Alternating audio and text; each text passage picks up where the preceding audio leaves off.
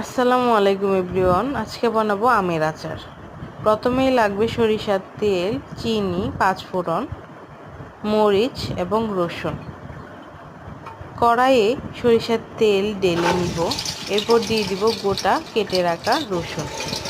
রসুনটা ব্রাউন করে ভেজে নিব। এরপর দিয়ে দিব কেটে রাখা আমগুলো দিয়ে ততক্ষণ পর্যন্ত নেড়ে নিব যতক্ষণ পর্যন্ত আমের গায়ে থাকা পানি শুকিয়ে না যায়।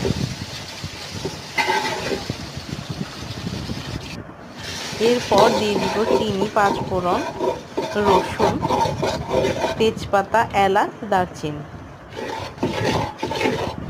অনবরত নাড়তে থাকবো যতক্ষণ পর্যন্ত পর্যাপ্ত কালার চলে না আসে। তেল উপরে উঠে আসা পর্যন্ত অপেক্ষা করব এবং নাড়তে থাকবো।